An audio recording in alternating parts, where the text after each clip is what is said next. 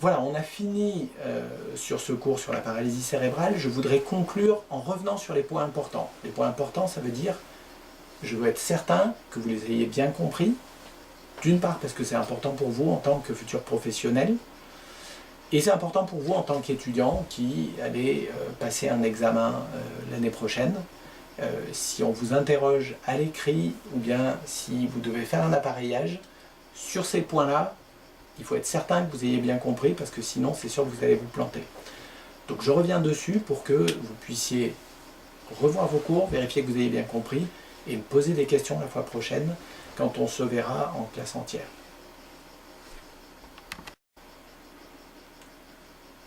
Premier point important, la définition de la paralysie cérébrale. Il faut que vous l'ayez parfaitement comprise, il faut que vous la connaissiez par cœur, parce que ça fait partie des questions qu'on peut vous poser à l'examen. Alors, moi je dis paralysie cérébrale parce que c'est ce qui est reconnu comme terme. Si l'examinateur vous demande qu'est-ce que c'est qu'une infirmité motrice cérébrale, ben vous vous adapterez. Je vous ai expliqué quelles étaient les petites différences qu'il pouvait y avoir. Les différents éléments, c'est la paralysie cérébrale, cliniquement, c'est des troubles de la posture et du mouvement. Posture, c'est posture assise, posture debout, réaction antigravitaire. Mouvement, c'est la motricité. Ces troubles, ils sont dus à une lésion au niveau de l'encéphale. Cette lésion, c'est une lésion définitive, c'est-à-dire le cerveau, il est abîmé, ça ne se répare pas, et on a une cicatrice qui entraîne des séquelles à vie. Et cette lésion, elle est non progressive. Il existe des maladies qui sont des maladies dégénératives. Ça n'est pas de la paralysie cérébrale, ça ne fait pas partie de la paralysie cérébrale. Et le dernier élément de cette définition, c'est que ces lésions, elles surviennent sur un cerveau en développement, ou chez le fœtus pendant la grossesse, ou au moment de l'accouchement, ou dans les 2 premières années de vie, parce que après, on a un cerveau qui est déjà un peu plus mature et les conséquences ne sont pas les mêmes que sur un cerveau en développement.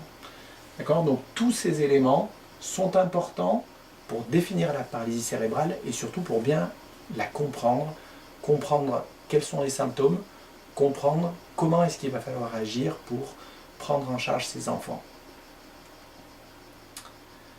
Il faut que vous connaissiez les principaux tableaux cliniques, alors sans forcément rentrer dans les détails, mais la diplégie spastique, l'hémiparésie ou hémiplégie, la quadriplégie avec la forme un petit peu particulière qui est la triplégie, et puis savoir que à côté de ces formes spastiques, que ce soit la diplégie, l'hémiplégie et la quadriplégie, on a les formes dyskinétiques, donc où c'est pas de la spasticité qu'on a, mais des mouvements anormaux, et les formes ataxiques où on a une atteinte au niveau du cervelet et où on a une hypotonie avec des phénomènes de problèmes d'équilibre et de coordination et de tremblement.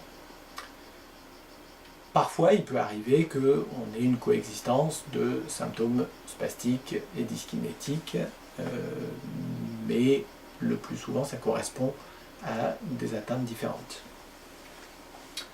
Je ne vais pas réexpliquer la question du cercle vicieux, mais c'est très important que vous ayez bien compris la physiopathologie des complications orthopédiques, les lésions primaires, secondaires et tertiaires, et dans les différents facteurs qui interviennent, que vous ayez bien compris le rôle particulièrement délétère de la spasticité et de la croissance.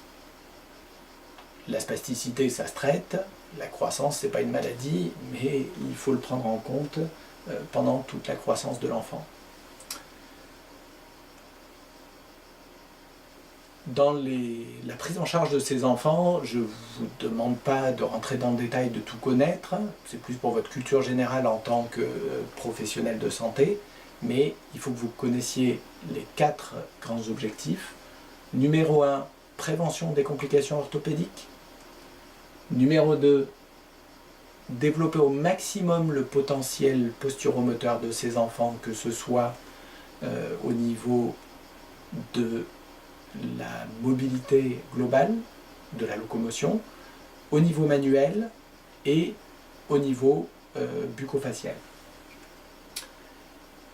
Point numéro 3, dépister les troubles associés, puisque la définition parle des troubles moteurs, parce que c'est ça qui en fait partie, mais je vous avais expliqué que à côté de ces troubles moteurs qui font partie, on a très souvent des difficultés plus ou moins importantes, que ce soit sur le plan sensoriel, que ce soit sur le plan cognitif, et qu'il faut les rechercher pour pouvoir intervenir précocement.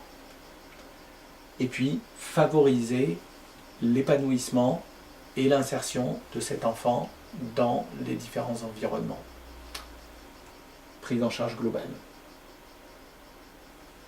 Dans la prise en charge, objectif numéro 1, que vous sachiez qu'il y a 3 moyens qu'on peut mettre en œuvre. Kinésithérapie passive, mobilisation pour maintenir les amplitudes, et active, parce que si l'enfant bouge plus, il y a moins de risques qu'il se rétracte.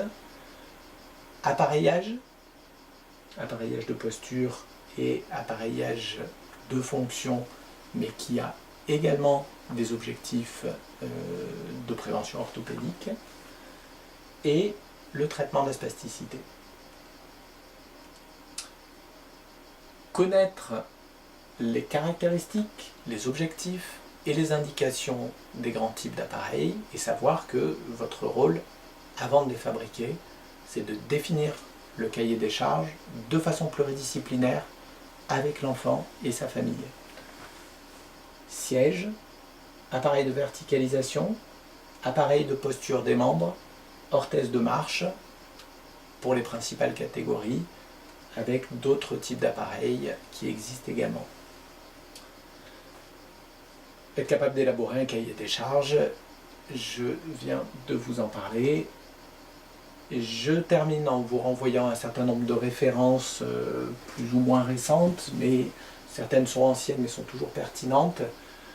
Ce livre sur, alors comme c'est une auteure française d'un certain âge qui l'a fait, elle parle d'infirmité motrice d'origine cérébrale, et pas de paralysie cérébrale, mais ce qu'elle en dit, c'est quand même valable. Sur plus les techniques de kinésithérapie de rééducation, Michel Lemétayer, rééducation cérébromotrice du jeune enfant, éducation thérapeutique. D'articles de l'EMC, alors il y en a un qui est plus récent et du coup qui est un petit peu actualisé. Là on est dans des choses plus spécialisées, et puis ça qui est vraiment très très bien, la paralysie cérébrale de l'enfant, guide de consultation. Il y a une édition actualisée qui doit dater de 2014 ou 2015, et puis les infirmités motrices cérébrales, qui est un ouvrage destiné aux médecins généralistes, aux kinés et aux orthoprothésistes comme professionnels de santé destinés à intervenir auprès de ces enfants.